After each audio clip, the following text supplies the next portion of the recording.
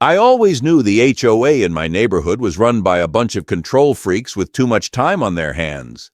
Self-appointed sheriffs who made up rules on a whim and expected everyone to follow them without question. They'd nagged me about my lawn, the height of my fence, even the color of my damn mailbox. But nothing, absolutely nothing, could have prepared me for what happened that morning. Before we dive into this intense story, we have a small favor to ask. Drop a comment below and tell us where you're watching from. It's always incredible to see how far our stories reach. Thank you so much. Now let's dive in. I always knew the HOA in my neighborhood was run by a bunch of control freaks with too much time on their hands. Self-appointed sheriffs who made up rules on a whim and expected everyone to follow them without question. They'd nagged me about my lawn, the height of my fence, even the color of my damn mailbox. But nothing, absolutely nothing, could have prepared me for what happened that morning. Before we dive into this intense story, we have a small favor to ask.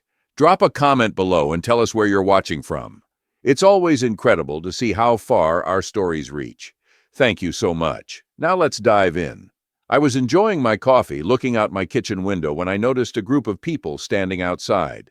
Their reflection in the glass told me everything I needed to know. 4 figures standing in formation, wearing matching polo shirts and an air of arrogance so thick you could choke on it. One of them was holding a notepad, and another had a plastic radio clipped to their belt like they were on some kind of secret mission. But the real showstopper was the woman in the middle. Short, bottle blonde hair, arms crossed, lips pursed like she'd just swallowed a lemon. Karen, the self-declared queen of the neighborhood, ruler of the HOA, and my personal headache for the past year. I sighed, drained the last of my coffee, and made my way to the front door, already preparing for whatever nonsense she had cooked up this time. But before I could even open it fully, she started talking. You are in serious violation of HOA rules, and we are here to take action. I blinked. I'd barely said a word, and she was already making threats. She pulled out something from her pocket and shoved it in my face, a laminated piece of plastic, some kind of fake badge. You are under investigation for multiple infractions, including unauthorized exterior modifications, failure to attend HOA meetings, and, she paused dramatically, inappropriate behavior towards members of this community. I almost laughed. My garage hadn't changed since I moved in. The so-called inappropriate behavior was just me refusing to waste my time at their ridiculous HOA meetings, and yet here she was, playing detective. Then she said something that made me do a double take. Because you refuse to comply, the HOA is exercising its right to civil custody. We are here to detain you until this matter is resolved. Detain me? I stared at her, waiting for the punchline. You want to arrest me? Karen puffed out her chest, clearly pleased with herself. The HOA has full authority over this neighborhood. Little did they know they were messing with the wrong guy. Because, unlike them, I actually had real authority. I was the town marshal. I kept my face neutral, decided to play along. Interesting, I said, pretending to think it over. And how exactly do you plan to arrest me? Karen gestured to one of her lackeys, a guy with a gut that hung over his belt and a smug look on his face. He stepped forward and pulled something from his pocket. Plastic handcuffs. It took everything in me not to burst out laughing. We have our methods, he said, trying to sound menacing. Oh, this was too good. I took a deep breath, stepped back, and in one smooth motion, I pulled out my wallet and flipped it open, revealing my badge. Karen's smirk vanished. The color drained from her face so fast you'd think she'd just seen a ghost. Good to know you think you can make arrests, I said, my voice dropping into something colder. Because right now, you're committing multiple crimes, impersonating an officer, attempted unlawful detention, and harassment. Silence. Karen's eyes widened. Her cronies looked at each other, the reality of the situation finally sinking in. Beads of sweat formed on the forehead of the guy with the plastic cuffs. Karen's hands trembled slightly, still gripping that ridiculous laminated badge, and then, just like that, they broke. One by one, they turned and scrambled away, mumbling excuses under their breath. Karen was the last to retreat, her face twisted in fury. She stopped at the sidewalk and pointed a shaking finger at me. "This isn't over," she hissed. Then she spun on her heel and stormed off, her pathetic army following close behind. I watched them go, shaking my head in disbelief. What the hell had just happened? One thing was for sure, this wasn't the last I'd hear from Karen. And if she thought she could win this fight, she was about to learn the hard way just how wrong she was. I should have known Karen wouldn't take the humiliation lying down. Any normal person would have slinked away in embarrassment after trying to make a fake arrest and getting caught red-handed. But not Karen. No, she was a different breed of crazy, one that refused to accept defeat, no matter how ridiculous her war against me was becoming. And sure enough, the very next morning, the retaliation began. It started small. When I went outside to take out the garbage, I noticed something was off. My trash cans, both of them, were gone. Just gone. No sign of them on the curb, nowhere on my property. At first, I thought maybe the garbage crew had mistakenly taken them. But then, across the street, I saw her, Karen, standing there with her arms crossed, watching me like a hawk, her lips curled into a self-satisfied smirk. Our eyes met. She tilted her head slightly, like she was daring me to say something. Then, as if she had just checked "mess with his trash" off her to-do list, she turned on her heel and strolled back into her house. I clenched my jaw, taking a deep breath. All right, fine, I could live without my trash cans. But then I checked my mailbox. Inside was an envelope stamped with the HOA logo. I already knew whatever was inside was going to be absolute nonsense, but I opened it anyway, just to see how far Karen was willing to push. It was a formal notice, a list of supposed infractions, each one more absurd than the last, and the kicker. The letter stated that, due to my continued disruptive and defiant behavior, I was now banned from using neighborhood waste services, restricted from parking in my garage, and required to attend a disciplinary hearing to discuss my unsuitable conduct. I stood there for a moment, reading the letter over again just to make sure I hadn't imagined the sheer insanity of it. Then I tore the paper in half, dropped the pieces right there on the ground, and walked back inside. If Karen wanted to escalate, she was going to have to try harder, and of course she did. That afternoon, I had to run some errands. When I got back, I nearly burst out laughing at what I saw in my driveway. An orange cone, right in the middle of my driveway, blocking the entrance. Next to it, a wooden post had been hammered into the ground, and attached to it was a laminated sign that read, "Garage closed by order of the HOA." I stared at it for a long moment, wondering if maybe I'd finally lost my mind. Who the hell closes someone else's garage? It was the most ridiculous thing I'd ever seen. And then, as I looked up, I noticed two of Karen's cronies standing across the street watching me. One of them, the same beer-bellied idiot from before, was taking notes in a little notebook, as if this were some official investigation, as if I were about to commit the unforgivable crime of moving a traffic cone. I sighed, walked over, grabbed the cone, and tossed it unceremoniously onto the sidewalk. Immediately, the two investigators whispered to each other, scribbling in their notebook like they had just witnessed a serious violation of HOA law. It wasn't even 2 minutes before the front door across the street burst open, and out stomped Karen. "You can't remove that!" she barked, marching toward me like an angry drill sergeant. I turned to her, holding the sign in my hands. "Oh, can't I? On my own property?" She jabbed a finger at the laminated notice. "This is an official HOA sanction. You are not permitted to remove it without authorization." I exhaled sharply through my nose, trying not to laugh. "Karen," I said slowly, "you do not have the authority to block access to my own garage." Her face turned red, her mouth opening and closing like a fish struggling to breathe. She looked at her cronies for support, but they just stood there awkwardly, still clutching their notebook. Before she could launch into another tirade, I turned around, walked inside, and slammed the door shut. The next morning, I was at the station when my phone rang. It was one of my few sane neighbors, the kind who wasn't drinking Karen's Kool-Aid. "Dude," he whispered urgently, "the police are outside your house." I straightened up immediately. "What?"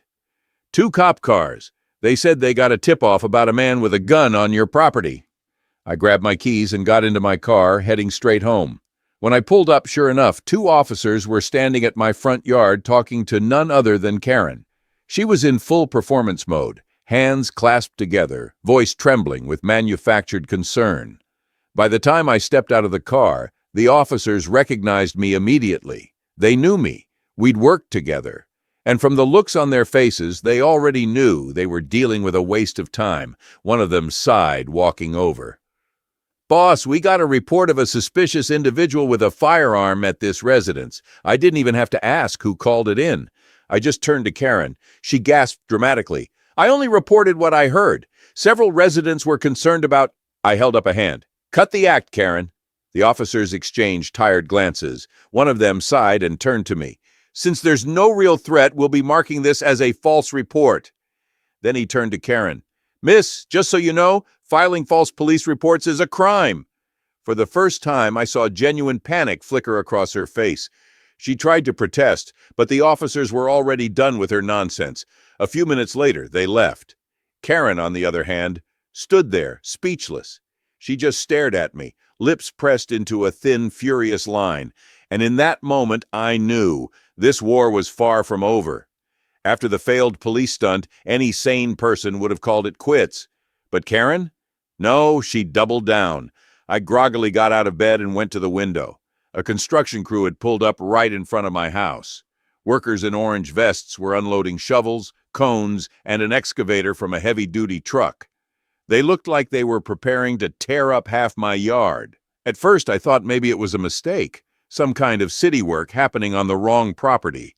But then, across the street, I spotted her, Karen, standing on her porch, arms crossed, watching with that same smug grin she always had when she thought she'd won. I stormed outside in my pajamas and marched straight up to the workers. One of them, a clipboard in hand, turned to me. "Good morning, sir. We're here to start excavation work for an underground water leak." I narrowed my eyes. "What leak?" He glanced at his papers. "We received a formal request from the Homeowners Association to investigate water damage underneath your property." I clenched my jaw. Of course. I turned to look at Karen, who was now admiring the sky, pretending not to notice me. I sighed and rubbed my temples. "Let me guess. This request came from Karen." The worker flipped through his clipboard. Yeah. Karen Thompson, HOA president." That was it. That was my breaking point. I took a slow breath, keeping my voice calm. "There's no leak, and unless you want to be personally liable for damaging private property, I suggest you and your crew pack up and leave." The guy hesitated, looking at his workers, clearly unsure. "Well, sir, we're already here, and—" I pulled out my badge. The effect was immediate. His eyes widened. He swallowed dryly. Then, without another word, he turned to his crew. "All right, guys, let's call it a day." The workers immediately started packing up their tools. "Karen?" She came storming over like a bull seeing red. "You can't do this!" she shrieked, jabbing a finger at me. "Oh?" I said, raising an eyebrow. "Stop you from illegally digging up my property? Yeah, Karen, I can." She stomped her foot like a child. "The HOA has authority over the neighborhood infrastructure." I took a step forward, lowering my voice just enough to watch her confidence shrink. "And I have the authority to have you arrested for fraud and trespassing." She froze. For the first time, I saw something other than arrogance in her eyes. She was afraid, but, like clockwork, she recovered quickly. "You're a menace to this community," she spat. "You don't belong here." I smirked. "Well, too bad, Karen, because I'm not going anywhere." A week later, I received an official letter from the HOA. It was hysterical. They were formally requesting my expulsion from the neighborhood. According to them, my blatant disregard for HOA authority and my continued disruption of community harmony meant I was no longer a suitable resident. They were trying to kick me out of my own house. I actually laughed out loud. The HOA didn't own my home. They had no legal right to evict me. This wasn't some gated community dictatorship. They were delusional if they thought they had any real power. But Karen? She had already begun turning the neighborhood against me. Some people started whispering. I caught a few neighbors giving me dirty looks. And then at the grocery store, one of them, a woman I had barely spoken to before, approached me. "You know," she said, lowering her voice as if sharing a dark secret, "a lot of people think you should just move." I smiled at her. "A lot of people should mind their own damn business." Her face flushed red and she scurried off. That's when I realized Karen had been poisoning the well. She had been spreading lies, twisting the story, turning me into the villain, and her grand finale, a mandatory community meeting. I had to go. I wanted to watch Karen fail in real time. The meeting was held in the community center. By the time I arrived, the room was full. Dozens of neighbors sat in chairs lined up like some kind of courtroom. And there she was, Karen, standing at the front with a pile of papers stacked neatly on the table. She sniffed dramatically before speaking. We're here today to discuss the highly problematic behavior of a certain resident who has refused to cooperate with the community. I rolled my eyes. Just say my name, Karen. She ignored me. We have gathered ample evidence that this individual is unfit for our neighborhood. He has refused to follow regulations, shown blatant disrespect toward authority, and I held up a hand. Cut the crap, Karen. Do you want to kick me out of the neighborhood? Yes or no? Her eye twitched. She hesitated. Well, she fumbled, considering the numerous infractions. I leaned forward. What infractions exactly? Fake kidnapping? Filing false police reports? Digging up my yard? Her face turned red. She flipped through her papers, desperate for a response. I turned to the neighbors. Let's get something straight. This isn't a gated community. The HOA has no legal power to evict anyone. You own your homes, not Karen, not the HOA. Silence. A few people shifted uncomfortably. Karen, desperate, let out a nervous laugh. This is absurd, she snapped. You simply don't fit in here. I crossed my arms. And yet I'm still here. Karen glared at me, jaw clenched so tight it looked like she might crack a tooth. She knew she had lost, but I also knew one thing. She wasn't done, because Karen never accepted defeat, and the next move would be her dirtiest trick yet. If Karen had any self-awareness, she would have realized the war was lost. But no, she wasn't just a sore loser. She was the type to burn the entire neighborhood down just to get back at me. I had humiliated her at the HOA meeting, made it clear that she had no real authority, and turned her own neighbors against her. So what did she do? She went nuclear. 1 week after the meeting of shame, I woke up to the sound of sirens. Not police sirens, county enforcement vehicles. I looked out the window and saw 2 county inspectors standing outside my house, clipboard in hand. Behind them were 2 county vehicles parked in front of my driveway. And across the street, there she was, Karen, standing in her yard, sipping coffee, watching like a queen overseeing an execution. I sighed, ran a hand through my hair, and made my way downstairs. By the time I opened the door, the lead inspector was already stepping up to knock. He looked at me with forced professionalism. Sir, we've received a formal complaint regarding multiple structural violations on your property. I tilted my head. Violations? He glanced at his clipboard. Yes, the report states that your home has unauthorized construction, irregular plumbing, and a possible pest infestation. We need to conduct a full inspection. I fought the urge to laugh. Karen had just escalated to government-level harassment. I crossed my arms. And who exactly filed this complaint? The inspector hesitated. It came from the Homeowners Association. Of course it did. I glanced over at Karen. She wasn't even trying to hide her smugness. I took a deep breath and gestured toward the house. Go ahead, I said. The inspector looked surprised. I smiled. I have nothing to hide. For the next 2 hours, the inspectors went through everything. They measured walls, checked pipes, opened cabinets, took photos, walked through every inch of the property looking for anything that could prove Karen's nonsense complaint was valid. Meanwhile, Karen stood outside with her arms crossed, watching like a vulture. I knew exactly what she wanted. She wanted the inspectors to find something, anything, a single technicality she could use to finally get rid of me. But there was one small problem. I don't break the law. When the inspectors finally finished, one of them, a younger guy, walked up to me. Well, sir, he said, clearing his throat, we conducted a full inspection and found nothing. I bit back a smile. Nothing? He shook his head. Your property complies with all county regulations. I let the silence hang for a moment before looking over at Karen. She was frozen. Her eyes darted between me and the inspectors like she was waiting for a different answer. I turned back to the younger inspector. So, just to clarify, this complaint was completely false? The guy scratched his head, clearly uncomfortable. Technically, yes. That was it. That was the moment Karen lost. I crossed my arms.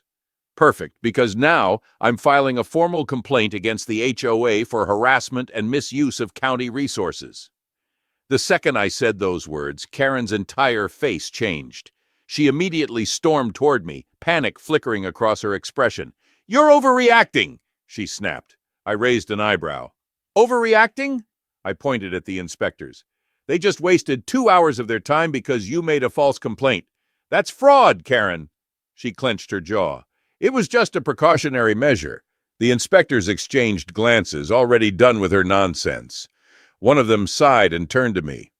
"Sir, if you'd like to file a report against the HOA, you can do so through the county office." Karen paled. For the first time, she looked genuinely scared. I pulled out my phone. "Great, I'll call them now." She stiffened. Over the next few weeks, things spiraled out of control for Karen. The county took my complaint seriously, mainly because I wasn't the first person to report HOA abuse. And once they started investigating, the truth came out. Karen had been fining residents without justification, pocketing the money. She had hired shady contractors for community maintenance and overcharged homeowners for it. She had never actually been re-elected HOA president. She just refused to step down. But the final blow? When the county auditors reviewed the HOA's finances, over $30,000 was missing. Karen tried to blame accounting errors, but it was too late. A special meeting was called to decide the future of the HOA. Karen tried to defend herself. She screamed about community loyalty and slander and political attacks.